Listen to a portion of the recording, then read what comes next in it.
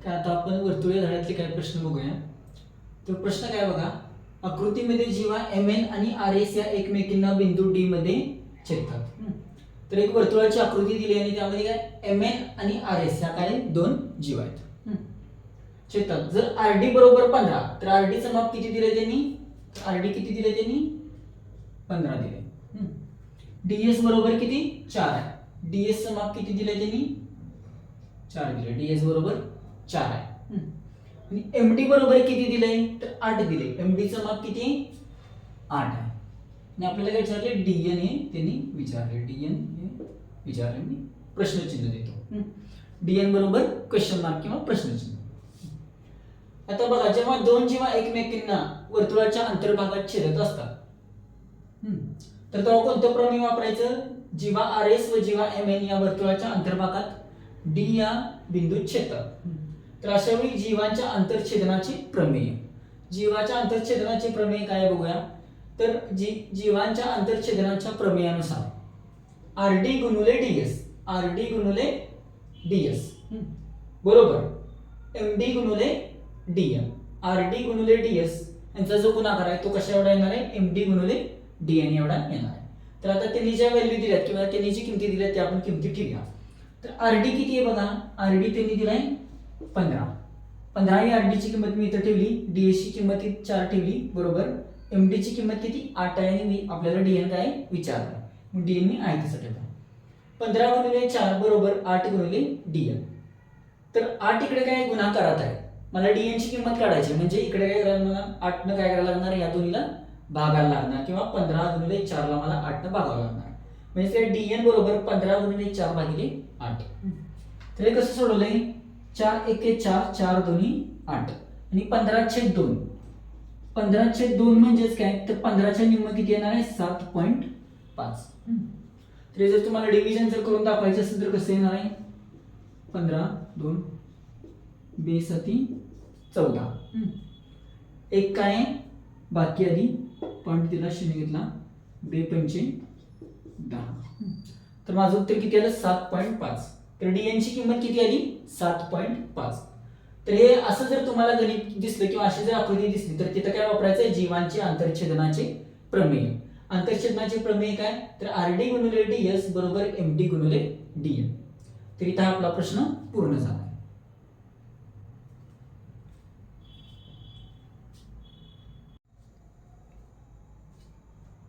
आता आपण पुढचा प्रश्न बघूया.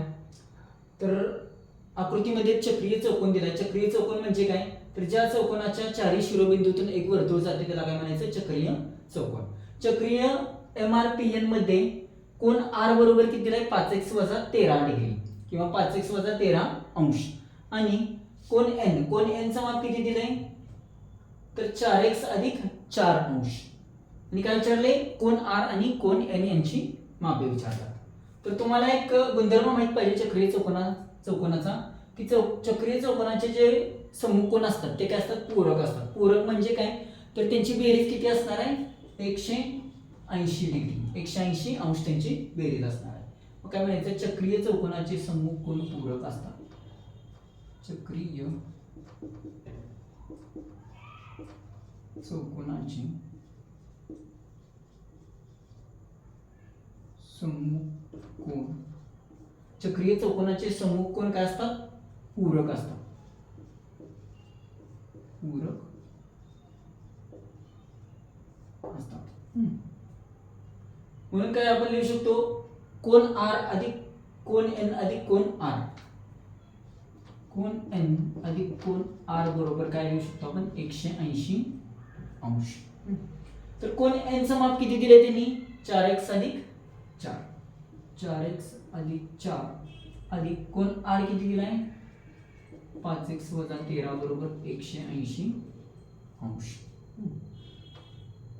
आता मी x चे जे टर्म आहेत किंवा x चे जे पद आहेत त्यांची काय करतो? बेरीज करतो. 4x आणि 5x, 4 अधिक 5 किती? 9. 9x. x ची टर्म मी एकत्र केली. आता काय राहिले? तर स्थिरांक किंवा जे अंक स्थिर राहतील ते असेल 4 आणि 13. 4 आणि 13चं चिन्ह काय? वजा. 4 - 13 किती? -9 बरोबर 180.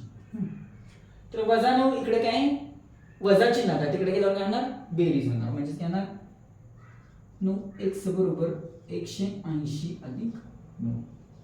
9x बरोबर इकडे वजा होतं, तिकडे गेल्यावर 9 काय झालं अधिक झालं. 180 अधिक 9 म्हणजे किती 189. 189. आता 9 इकडे काय आहे x बरोबर गुणाकारात आहे. मला x ची किंमत काढायची असेल तर मला 9 काय करायला लागणार इकडे भागावं लागणार आहे, म्हणजे किती 189/9. x बरोबर 9 दोन्ही 18, 9 एके 9. तर x ची माझी किंमत किती आली 21 आली. तर आता x ची किंमत जर मी r आणि n च्या समीकरणामध्ये ठेवली किंवा इक्वेशन मध्ये ठेवली तर मला काय मिळणार आहे r आणि n चं माप मिळणार आहे. आता कोण r बरोबर कोण r म्हणजे किती 5x - 13. 5x - 13 आहे कोण r. 5 कंसात 21 - 13. x ची किंमत किती 21 आहे. 21 गुणिले 5, 5 एके 5 आणि 5 दोन्ही 10 म्हणजे किती 105 - 13. तर 105 मधून 13 गेले किती राहिले 2 9 किती राहिले 92. म्हणजे किती कोण r. तर कोण r चं उत्तर किती आलं 92°. तर तुम्ही 180 मधून 92 वजा केल्यावर पण तुम्हाला n चं माप मिळेल, किंवा ते त्यांनी जे इक्वेशन केले त्याच्यावरून पण तुम्ही n चं माप काढू शकता. कोण n बरोबर कोण n किती दिलाय 4x अधिक 4x अधिक किती 4 आहे. 4x अधिक 4 4 कंसात 21 अधिक 4. तर इथं काय गुणाकार आहे 21 चौक 21 चौक किती 84. 84 अधिक 4 किती 88. म्हणजे n किती आला 88. कोण n बरोबर 88°. तर कोण n बरोबर 88 लिहायचं नाही, तर कोणाचं माप काय असतं एकक काय अंश आहे, म्हणून मी इथं अंश लिहिलं. कोण n बरोबर किती आला 88° आणि कोण r किती आला 92°. तर ते आपलं गणित हे पूर्ण झाले.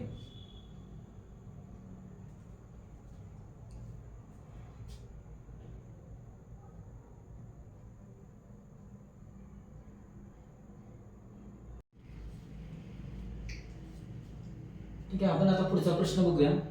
तर एक आकृती दिली, त्या आकृतीमध्ये काही माप दिलेत आपल्याला. बघूया आकृतीत बिंदू m हे वर्तुळ केंद्र आहे. तर m काय आहे वर्तुळाचा केंद्र आहे. बिंदू m काय आहे वर्तुळाचा केंद्र आहे. पुढे बघा काय दिलंय आणि रेख KL हा स्पर्शिका खंड आहे. तर रेख KL काय आहे स्पर्शिका खंड. MK बरोबर किती दिले MK बरोबर 12 दिले आणि KL बरोबर किती दिले 6 वर्गमुळात 3. आपल्याला काय काढायचं आहे वर्तुळाची त्रिज्या काढायची आहे. वर्तुळाची त्रिज्या म्हणजेच काय ml काढायचं आहे. वर्तुळाची त्रिज्या म्हणजे ml काढायचं आहे. आता सुरुवात करूया. त्रिकोण MLK मध्ये त्रिकोण MLK मध्ये काय इथं मला 90 डिग्री दिसतोय, तर मी काय म्हणणार अँगल L बरोबर 90 डिग्री. मी काय सांगितलं अँगल L बरोबर 90 डिग्री, तर मला इथं पायथागोरसचं प्रमेय वापरायचं आहे. आता पायथागोरसच्या प्रमेयानुसार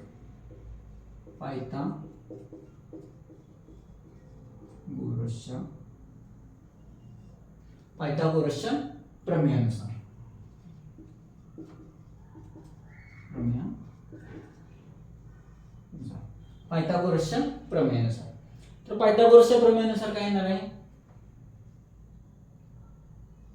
MK चा वर्ग बरोबर ML चा वर्ग अधिक LK चा वर्ग. ML चा वर्ग अधिक LK चा वर्ग. आता MK चा वर्ग किती 12 चा वर्ग. 12 चा वर्ग बरोबर ML किती ML आपल्याला काढायचा आहे. ML चा वर्ग अधिक LK किती आहे बघा 6 वर्गमुळात 3 आहे. LK किती आहे 6 वर्गमुळात 3 चा वर्ग. तर 12 चा वर्ग किती येणार आहे 12 चा वर्ग आहे 144 बरोबर ML चा वर्ग अधिक 6 वर्गमुळात 3 चा वर्ग. तर हे कसं काढणार 6 वर्गमुळात 3 गुणिले 6 वर्गमुळात 3. साय किती 36 गुणिले वर्गमुळात 3 गुणिले वर्गमुळात 3 वर्गमुळात जर 2 वेळा जर आलं तर काय होणार वर्गमूळ चिन्ह जाणार आणि उत्तर काय येणार फक्त 3 36 3 किती 108 म्हणजे काय येणार अधिक 108 आता इथे अधिक 108 इकडे काय आहे बेरीज आहे इकडे काय होणार वजाबाकी होणार म्हणजे काय येणार म्हणून ml चा वर्ग बरोबर 144 वजा 108 तर 144 मध्ये 108 गेले तर किती राहतात 144 वजा 108 इथे किती येणार 6 येणार इकडे येणार 3 आणि इकडे 0 म्हणजे किती राहिले 36 तर इथे किती आलं 36 ml चा वर्ग किती आला 36 आला म्हणजेच काय येणार ml किती येणार 36 म्हणजेच काय 6 चा वर्ग ml चा वर्ग बरोबर 6 चा वर्ग दोन्हीकडचं वर्गमूळ घेतलं तर आपल्याला काय येणार ml बरोबर 6 युनिट काय त्यांनी दिलं युनिट दिलेलं नाही युनिटच्या बाजूला दिलं त्यामुळे इथे युनिट लिहायची गरज आपल्याला लागणार ml म्हणजेच काय वर्तुळाची त्रिज्या तर त्यांनी काय विचारलंय वर्तुळाची त्रिज्या म्हणून वर्तुळाची